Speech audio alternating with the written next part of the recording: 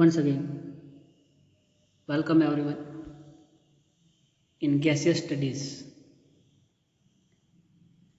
I know it's too much about gaseous studies, but I know so many times we are discussing and ઘણા બધા દિવસોથી આપણે આને focus કરીએ છીએ.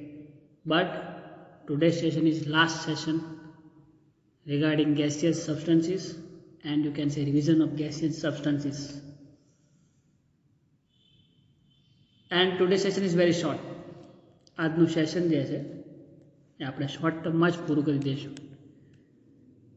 આઈ થિંક તમે બધાએ ગેસિયસ સ્ટડીઝનું મટીરિયલ પ્રોબેબલી આજના સેશન પછી મળી જશે અને નેક્સ્ટ વીકની અંદર એમના અસાઇનમેન્ટ્સ ટેસ્ટ પણ આવી જશે. સો બી અવેર ધીસ થિંગ. એનું સહેજ ધ્યાન રાખો. તો in this last session there is a revision of quick revision, very quick revision. આપણે ઝડપથી રિવિઝન જે છે એ પૂરું કરી દઈએ. સો જે આપણું યુનિટ જે છે જ્યાંથી એની શરૂઆત થઈ હતી ત્યાંથી એન્ડ સુધી કમ્પ્લીટ થઈ. સો we start derivation of gaseous law from kinetic equation.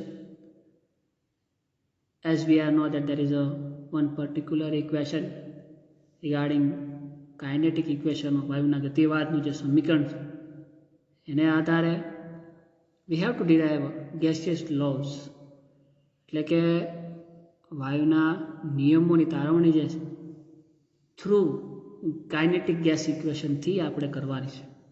એટલે કે વાયુના જે નિયમો, આદર્શ વાયુના નિયમો છે, જે બોયલનો નિયમ, એની પછી ચાર્લ્સનો નિયમ, ધેન એવોગાડ્રોનો નિયમ, ગ્રેહામનો વાયુ પ્રસરણનો નિયમ, ડાલ્ટનનો આંશિક દબાણનો નિયમ. આ છે 4 કે 5 આદર્શ વાયુના નિયમો છે એનું ડેરિવેશન આપણે થ્રુ કાઇનેટિક ઇક્વેશન ઓફ ગેસથી કરવાનું છે. એની અંદર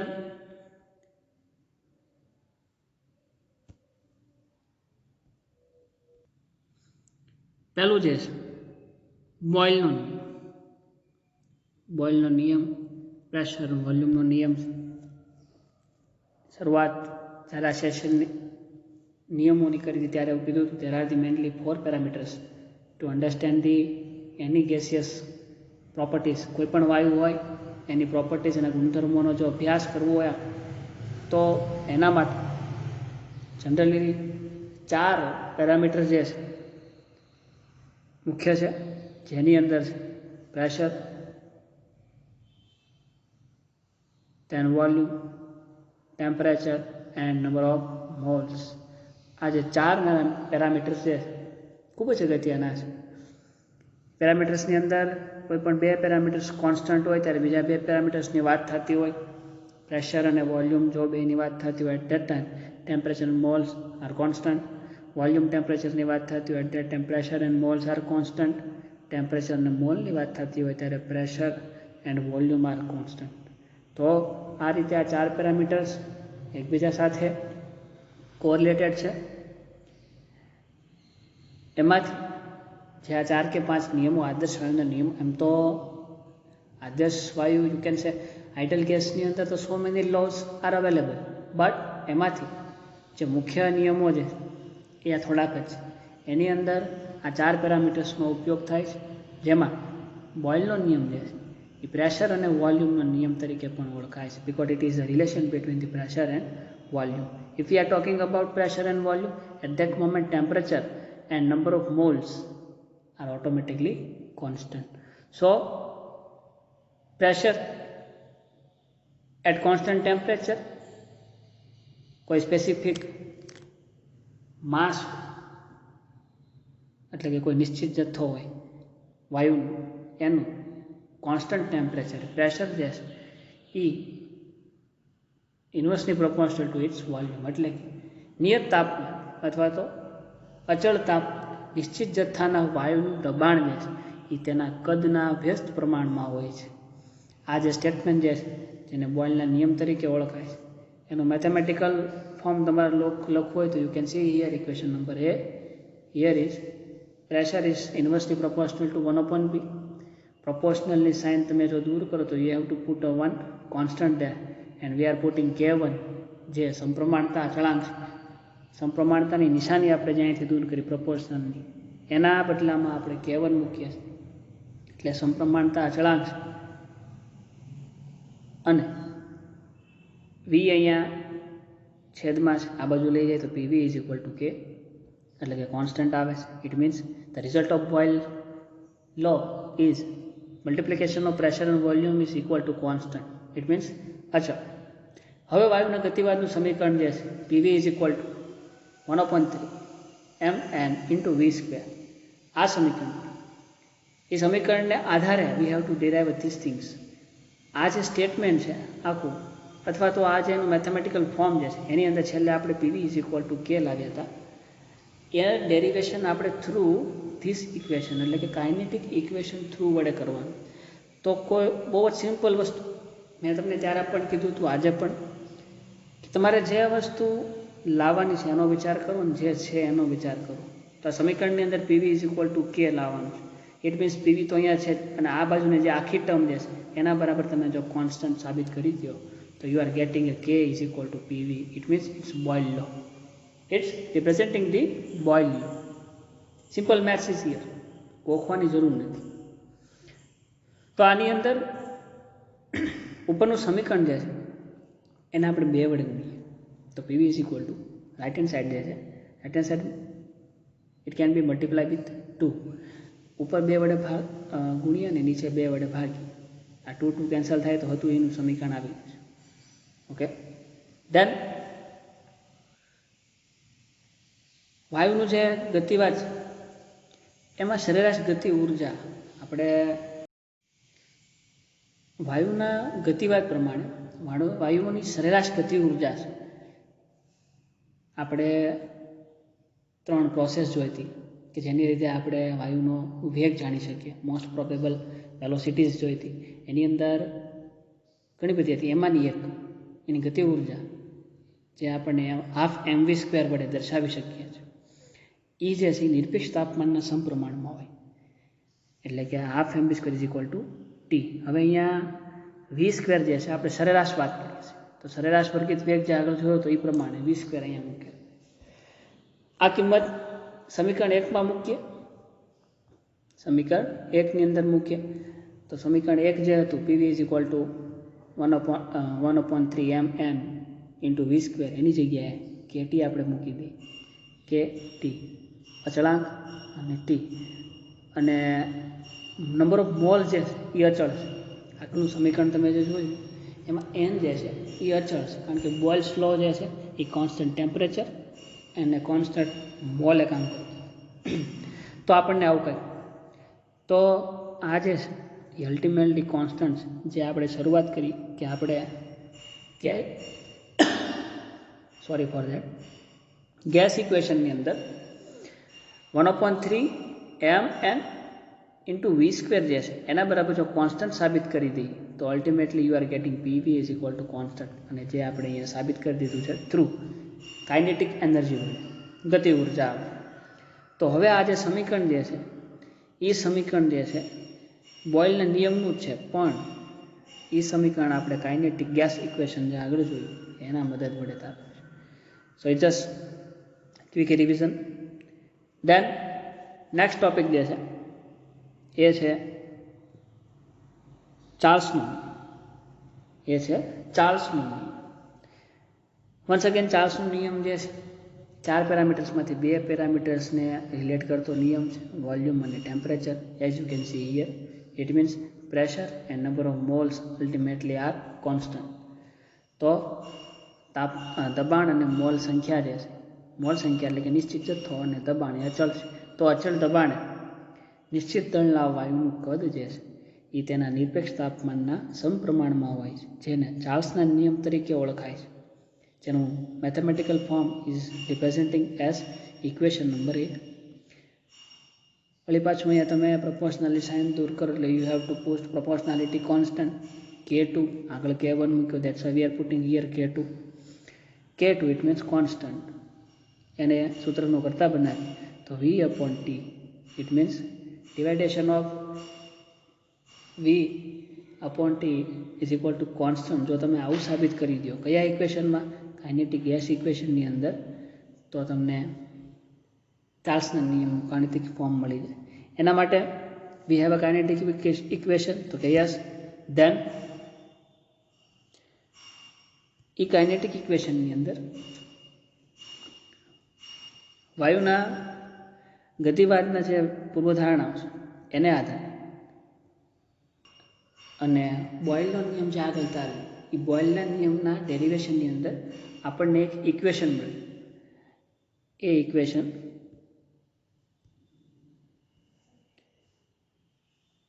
કંઈક આવું હતું. PV is equal to 2/3 into KT. આ સમીકરણનો આપણે ઉપયોગ કરીએ, કારણ કે આપણે જરૂર છે નહીં છે તો કે V and T is equal to constant. સમીકરણ આપણી આગળ વાયુના ગતિવાદનું છે, યસ, એની ઉપરથી આ ઇક્વેશન ડિરાઈવ કરેલું છે, તો કે યસ, ઇટ મીન્સ એનો ઉપયોગ પણ થઈ જાય અને આપણે જે જોવે છે એ પણ મળી જાય. આ સમીકરણની અંદર તમે જુઓ તો તમને V મળશે અને T પણ મળશે. ઇટ મીન્સ આ જ સમીકરણને તમે જુઓ V/T, આ ટીને આ બાજુ લઈ જાઓ તો V/T is equal to 2/3 into K, અને આ પ્રેશર જે છે આ બાજુ આવે એટલે છેદમાં આવે P. આ બધું જ તમે કોન્સ્ટન્ટ સાબિત કરી દો તો V/T is equal to K. It's just simple maths. There is no any chemistry here. અહીંયા એક પણ પ્રકારની કેમેસ્ટ્રી નથી.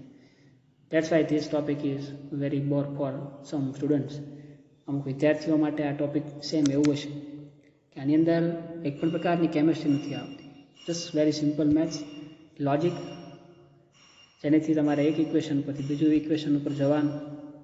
V/T is equal to 2/3 into KP, K/P. આના બરાબર કોન્સ્ટન્ટ સાબિત કરી દો ફ્રોમ ધીસ ઇક્વેશન, તો આપણે જે જોવે છે ચાર્લ્સનો નિયમ એનું મેથેમેટિકલ ફોર્મ જે છે એ મળી જશે. સો એ ઇક્વેશન પરથી આપણે કહી શકીએ PV is equal to 2/3 into KT. એમાં આ ઇક્વેશનને ફરીથી 2 વખત મલ્ટિપ્લિકેશન કરો 2 સાથે, અથવા મેં કીધું એમ કે V આ બાજુ લઈ લો, T આ બાજુ લઈ લો બરાબરની, બાકીનું જે હતું એને બરાબરની આ બાજુ લઈ લો, તો we are gating something like this. હવે ચાર્લ્સના નિયમ અનુસાર નિશ્ચિત દળના વાયુ માટે જો દબાણ અચળ હોય તો ઉપરનું સમીકરણ જે છે એની અંદર આવડી આ જે છેલ્લી ટર્મ જે છે K/P એ ઓટોમેટિક કેવી થઈ જશે? કોન્સ્ટન્ટ. એ થઈ જશે કોન્સ્ટન્ટ, જે આપણને ખબર છે, કારણ કે ચાર્લ્સનો નિયમ જે છે એ અચળ દબાણે પરફોર્મ થાય. તો આ ટર્મ કોન્સ્ટન્ટ અને 2/3 તો ઓલરેડી વેરિયેબલ કોન્સ્ટન્ટ છે જ, તો આખી ટર્મ જે છે હું થઈ જશે constant. So we can put here proportionality constant K, જેને આપણે K2 વડે પણ કહી શકીએ, દર્શાવ્યો છે આગળ. તો V is equal two K2 into T. આ બે વસ્તુ જેમ પ્રપોર્શનલની સાઇન દૂર કરીને બરાબર ને K2 આપણે મૂક્યા હતા એમ આ બેને દૂર કરીએ તો ભાઈ પાછા આપણે પ્રપોર્શનલ મૂકી શકીએ, તો કે યસ.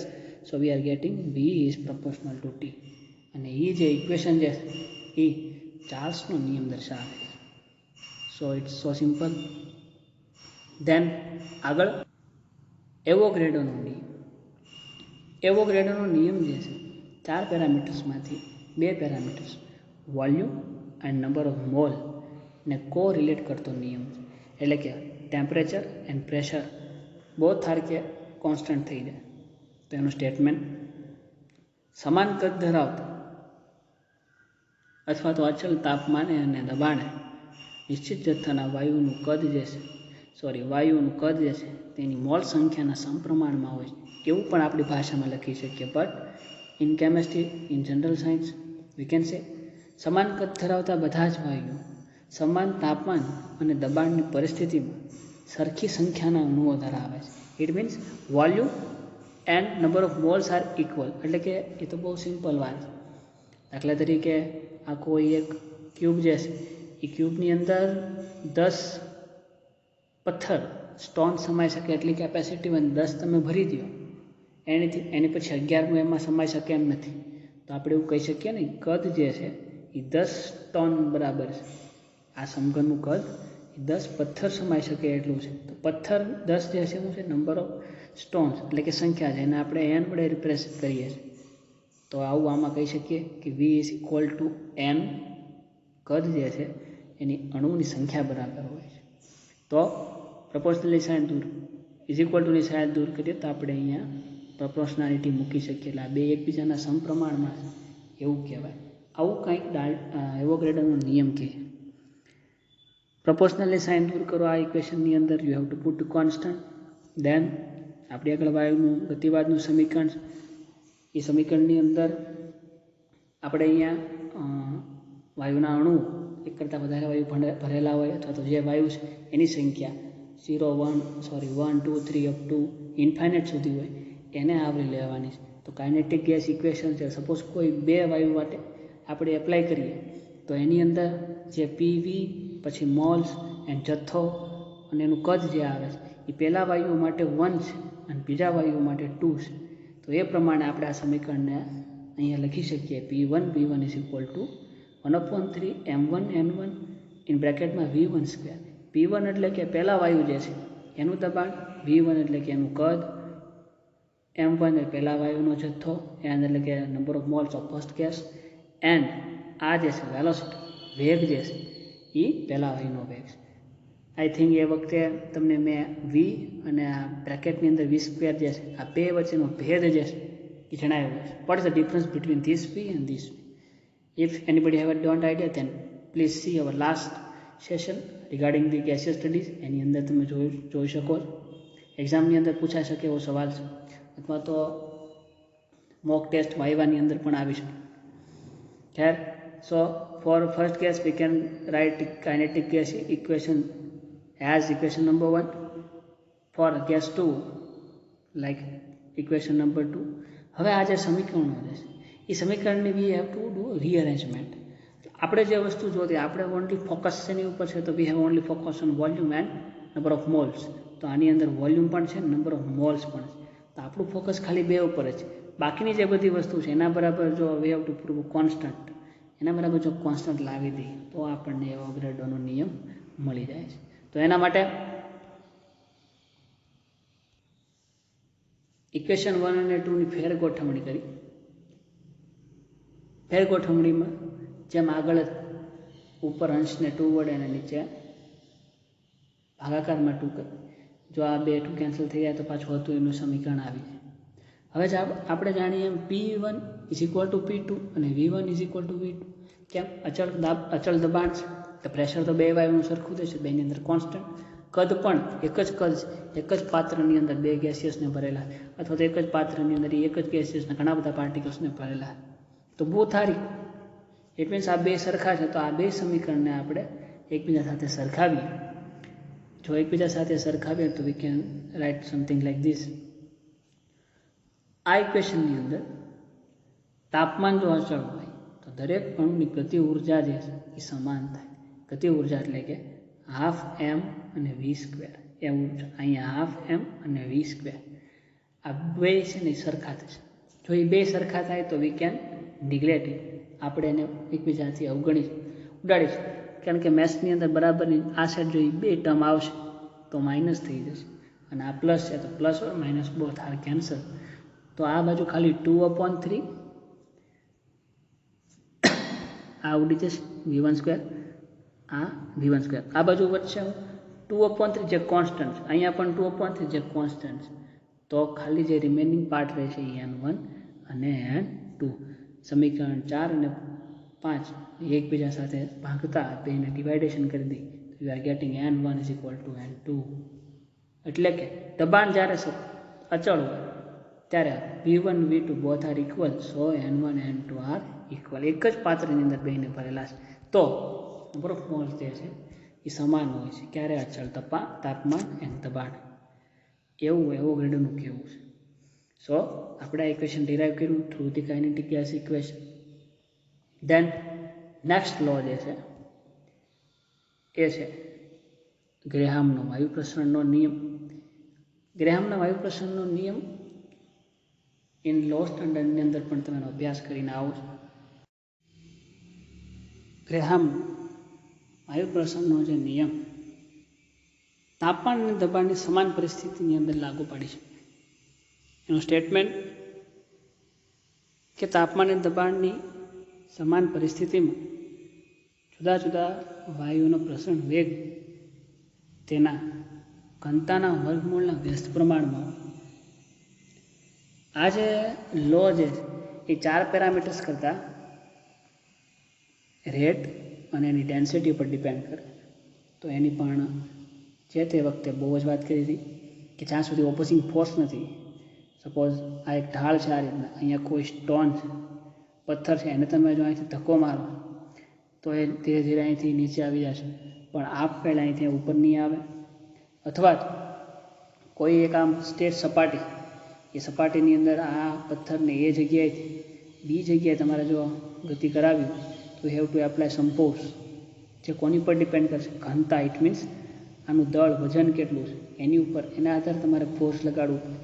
એને આધારે તમારો રેટ જે છે નક્કી થશે. જો હલકો હશે ઝડપથી અહીંયા પહોંચી જશે, કારણ કે તમારે એનર્જી ઓછી આપવી પડશે. અને જો ભારે હશે તો have to apply more force, વધારે બળ કરવું પડશે, જેનેથી અહીંયા ધીરે ધીરે પહોંચશે, વાર લાગશે પહોંચવા માટે. સો રેટ જે છે અલ્ટિમેટલી આની પર ડિપેન્ડ કરે. જેમ આ વધારે હલકું એમાં ઝડપથી પહોંચી જાય, જેમ વધારે ભારું એમ એને પહોંચતા વાર લાગે. સો ઇન શોર્ટ કાઇનેટિક જે છે, કાઇનેટિક કેમિસ્ટ્રી એટલે કે રાસાયણિક ગતિશાસ્ત્ર, એમાંથી બિલોંગ કરતો ટોપિક છે. But we have two studies gaseous. So that's why અહીંયા એને એપ્લાય કરેલો છે કે તાપમાન અને દબાણની સમાન પરિસ્થિતિ જુદા જુદા વાયુના પ્રસરણનો વેગ જે છે એ તેની ઘનતાના વર્ગમૂળના વ્યસ્ત પ્રમાણમાં હોય છે. and it can be representing as follows: R is proportional to 1/√T. ઘનતા એના વ્યસ્ત પ્રમાણમાં પણ ખાલી નહીં, એના વર્ગમૂળના. સો આ જે ઇક્વેશન છે ગ્રેહામના વાયુ પ્રસરણનો નિયમ મેથેમેટિકલ ફોર્મ છે, જેની અંદર આર જે છે એ રેટને રિપ્રેઝેન્ટિંગ કરે છે, ડી જે છે એ ઘનતાને રિપ્રેઝેન્ટ કરે છે.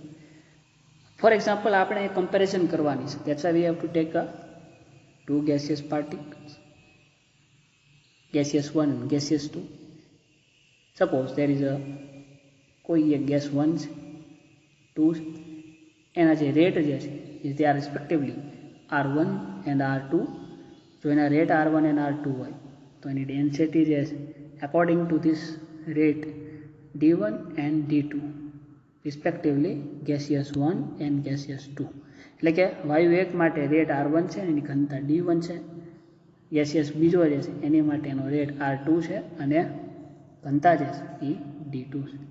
તો એ સમીકરણને આપણે હવે આ ફોર્મમાં એટલે કે ગ્રેહામના વાયુ પ્રસરણના નિયમના ફોર્મમાં લખવું હોય તો we can write R1 is equal to √D2/D1. કઈ રીતે આ ઇક્વેશન આવ્યું?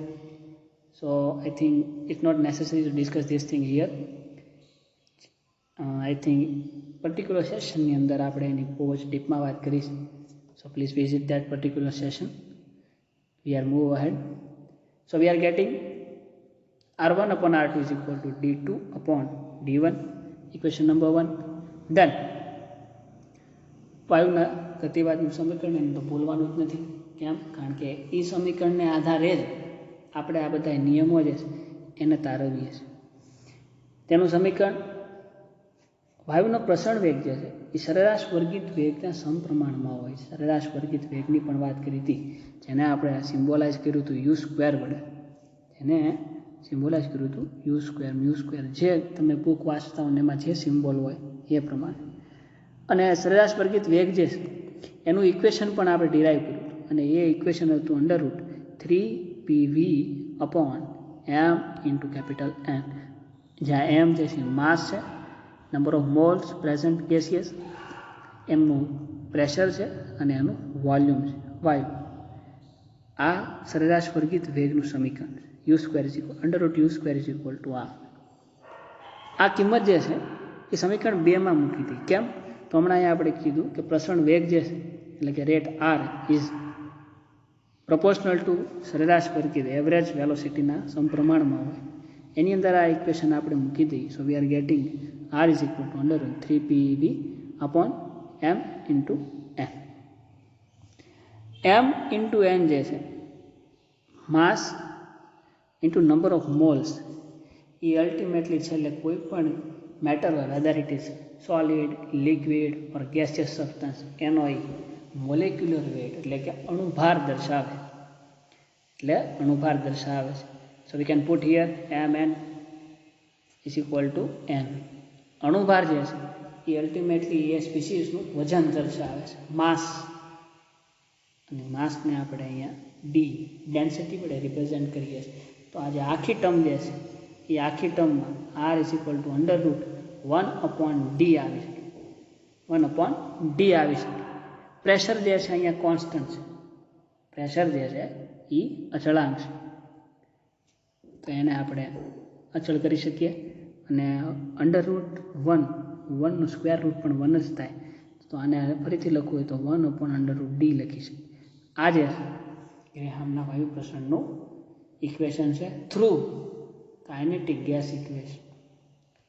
ધેન નેક્સ્ટ ડાલ્ટનનો આંશિક દબાણનો નિયમ, જે તમે જે કાંઈ ગેસિયસ સ્પીસીસ લીધેલી છે એ બધી સ્પીસીસના ઇન્ડિવિડ્યુઅલ પાર્ટિકલ્સના પ્રેશર ઉપર ડિપેન્ડ કરે છે.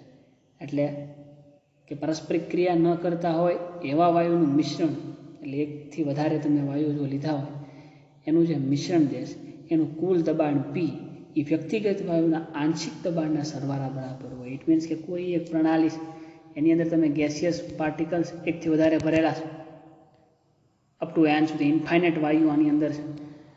ઇટ મીન્સ એ બધા જ વાયુને લીધે આખી આ પ્રણાલી જે છે એનું કાંઈક પ્રેશર હશે. પણ એ પ્રેશર કોને લીધે ક્રિએટ થાય તો કે અંદર જે નાના નાના પાર્ટિકલ્સ જે છે ગેસિયસના, અલગ અલગ ગેસિયસ, એનું કાંઈક દબાણ છે વધારે ઓછું, એને લીધે આખી પ્રણાલીનું પ્રેશર જે છે it can be increase or decrease. તો આપણે એવું કહી શકીએ chemical reaction will be not happen while you are taking any gases. એવા ગેસિયસ પાર્ટિકલ્સ કે જેની વચ્ચે કોઈ રાસાયણિક પ્રક્રિયા થતી નથી, એનું મિશ્રણ તમે જો લો ત્યારે એનું આંશિક દબાણ છે તેના કુલ દબાણના સમપ્રમાણમાં હોય છે. તો it can B representing like P is equal two P1, P2, P3 up to n. તો આ ઇક્વેશન આપણે લાવવાનું છે થ્રુ કાઇનેટિક ગેસ ઇક્વેશન. તો we have to focus only on pressure. તો હવે આપણે આગળ ગતિવાદનું સમીકરણ છે તો કે આ એમાંથી ખાલી આપણે P લાવવાનું છે. આ ટર્મને ધીરે ધીરે નિગ્લેક્ટ કરી દે. કઈ રીતે? તો કે P is equal to 1/3 mn v². વીને આ બાજુ લઈ જાય એટલે ભાગાકારમાં આવશે. વળી પાછું ઉપરના સમીકરણને 2 વડે મલ્ટીપ્લાય કરીએ અને 2 વડે ભાગીએ, ધેન તો આપણને અહીંયા 12 mv² ગતિ ઉર્જાનું સમીકરણ મળી જાય. 12 mv², number of moles 2/3 constant છેદમાં v. ધેન આનું નેક્સ્ટ સ્ટેપ કે જો તાપમાન અચળ હોય તો તેના અણુઓની સરેરાશ ગતિ ઉર્જા 12 mv² જે ઇટ કેન બી કોન્સ્ટન્ટ, એ અચળ થઈ.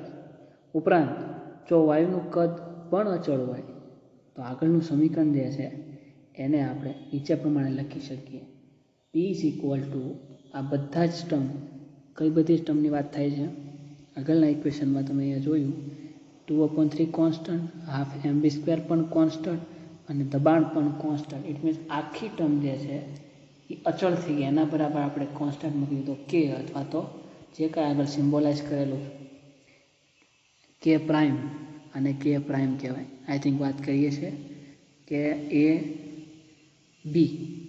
ટુ B અથવા A-B વાત સાચી, પણ A-B, A થી B આપણે એમ કહીએ કોઈ પાર્ટિકલ જે છે ગતિ કરે છે ક્યાંથી A થી B સુધી, તો A ટુ B એને આ રીતે લખી શકાય. પણ અમુક છે આને A-B એવું બોલે છે, પણ આને ડેશ ન કહેવાય. અમુક આને એમ કે આને ડેશ કહેવાય, અમુક આને કે A-B', C' ના, ધીસ ઇઝ પ્રાઇમ, આને પ્રાઇમ કહેશું. સો આજથી બોલવામાં જોવું કે પ્રાઇમ K', આને ડેશ કહેવાય. માઇનસ કોક મેન્શન કરે તો K-K1 વાત સાચી, પણ ડેશ અહીંયા છે. Okay, forget it. તો કોન્સ્ટન્ટ આપણે મૂક્યો છે કે જે કોના બરાબર છે, તો આખી આ ટર્મ બરાબર. હવે સમાન તાપમાન દબાણ ધરાવતા એક પાત્રમાં વાયુનું દબાણ P1 અને અણુઓની સંખ્યા N1 હોય તો સમીકરણ 2 આ પ્રમાણે લખી શકાય. એટલે કે આગળનું જે સમીકરણ જે આવ્યું એ હવે આપણે જુદા જુદા ગેસિયસ જે કોઈ એક પ્રણાલીમાં લીધેલા છે એ બધા જ પ્રણાલીની અંદર પોતાના અણુઓની સંખ્યા કાંઈક છે, એના ઉપર લાગતું પ્રેશર પણ કંઈક અલગ હશે. તો કે યસ. તો એના હવે ઇન્ડિવિડ્યુઅલ નામ આપી દઈએ 1 2 અપ ટુ ઇન્ફાઇનાઇટ અથવા તો n. તો છેલ્લે P1 N1 P2 N2 P3 N3 up to Pn n ત્યાં સુધી આપણે જઈ શકીએ. તો એનાથી શું પ્રૂવ થાય? એનાથી આવું આપણે સાબિત કર્યું હતું કે આ જ રીતે જો અપ ટુ n સુધી વયા જાય તો we are getting n number of equation. એ બધા જ ઇક્વેશન છે એ જ તાપમાને અને કદે, એટલે કે સેમ કોન્સ્ટન્ટ ટેમ્પરેચર અને વોલ્યુમ એ બધા જ જો એક પાત્રમાં ભરેલા હોય ત્યારે એ બધા સમીકરણ જે છે એ એક સરખા એકસાથે કમ્પેર કરી શકાય. તો P1 is equal two P2 plus P3 plus P4 plus P5 up to Pn, કારણ કે બધા જ ને એક જ સિસ્ટમની અંદર ભરેલા. તો આ સિસ્ટમનું ટોટલ પ્રેશર જે છે P ઇઝ ઇક્વલ ટુ જે છે it can B represented like this. અને આ બધા બરાબર આપણે ઇક્વેશન આગળ તાર્યું છે. આના બરાબર P1 છે, આના બરાબર P2 છે અને આના બરાબર P3 છે. આપણે અહીંયા ફોર સિમ્પ્લિસિટી ત્રણ જ પાર્ટિકલ્સ, ત્રણ જ ગેસિયસની વાત કરી, but it can B move towards the infinite n સુધી. આ સમીકરણ છે ડાલ્ટનના આંશિક દબાણનું સમીકરણ છે કે જે આપ કાઇનેટિક ગેસ ઇક્વેશન થ્રુ લાવ્યા છે. Then at last there is a derivation of PV isotherm of real gas, એટલે કે આદર્શ વાયુ સમીકરણની તારવણી જે PV is equal to nRT છે એની તારવણી છે. PV is equal to nRT નું ડિસ્ક્રિપ્શન અહીંયા આપેલું છે. PV is equal to nRT કયા નિયમો ઉપરથી? તો કે બોયલનો નિયમ, ચાર્લ્સનો નિયમ, એવોગાડ્રોનો નિયમ. આ ત્રણ નિયમોને આધારે વી કેન ડિરાઈવ આદર્શ ઇક્વેશન, આદર્શ વાયુ સમીકરણ. Boyle's Niyam according to is a relation between the volume and pressure. So we can write volume is directly proportional to 1 upon P. Okay, yes. Then next, Charles' Niyam. It is also a relation between the volume and temperature. Volume is directly proportional to temperature. And last, Avogadro. It is also a relation between the volume and number of moles. You can see here, volume is a common factor in these three laws. Volume છે આ ત્રણેય નિયમોની અંદર common factor છે. આમ આ જે relation છે એને આધારે વાયુનું કુલ કદ જે છે એ આપણે નીચે પ્રમાણે લખી શકીએ. ઇન શોર્ટ કે આ બધા ઇક્વેશન એક સાથે લખવા હોય તો V ઇઝ પ્રપોર્શનલ ટુ કદ. આ ઇક્વેશનમાં કદ જે છે એ નંબર ઓફ મોલ્સ અને તાપમાનના સમપ્રમાણમાં છે. યુ કેન સી એ ચાર્લ્સ લો એન્ડ એવોગાડ્રો નિયમ. પણ પ્રેશરના એ વ્યસ્ત પ્રમાણમાં છે. તો એને આપણે આ રીતે લખી શકીએ. પ્રપોર્શનલની સાઇન જો આપણે દૂર કરવી હોય અને થોડુંક વધારે વ્યવસ્થિત સિમ્પલ લખીએ કે V is proportional two n into T upon P. બરાબર. આ ઇક્વેશન આ ત્રણેય નિયમનો ઉપયોગ કરી કદ જે છે એ તાપમાન અને મોલના સમપ્રમાણમાં અને દબાણના વ્યસ્ત પ્રમાણમાં. પ્રપોર્શનલી સાઇન દૂર કરો તો we are gating V is equal two R n T upon P. R જે છે એ આદર્શ વાયુ અચળાંક. પ્રપોર્શનલી સાઇન દૂર કરીએ ત્યારે આપણે અચળાંક મૂકવો પડે અને એ અચળાંક છે R. P જે છે એને હવે આ બાજુ લઈ જાય તો you are gating PV is equal two nRT. PV is equal two nRT. આ જે ઇક્વેશન છે એને આદર્શ વાયુ સમીકરણ કહેવાય છે. આ સમીકરણની તારવણી આપણે આ જે નિયમો જે છે એને આધારે કરીએ. સો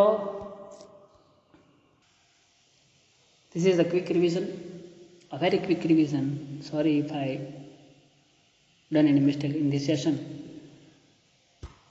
because it's so fast, it's very fast, but it is the last session about study of gaseous substances and revision 2 રિવિઝનનું પણ આ છેલ્લું સેશન છે. I know there are the 1 or 2 topics are left, પણ જેને આપણે જ્યારે આગળના સેશનની અંદર અથવા તો આગળના ક્લાસીસ હાલ છે એમાં મળશું ત્યારે જોશું. But it's a very important unit. Gaseous studies જે છે બહુ જ અગત્યનું છે. તમારા સેમ 5 લેવલે પણ બહુ જ ઇમ્પોર્ટન્ટ ધરાવે છે. It's cover your 18 mark, 18 mark તમારા જે સિલેબસની પેપર સ્ટાઇલની અંદર છે એમાંથી આ કવર કરે છે ઓલમોસ્ટ. સો કન્ટેસ્ટ કરી નાખો, થઈ શકે એમ છે. ન સમજાય તો can ask me. Till then, thank you.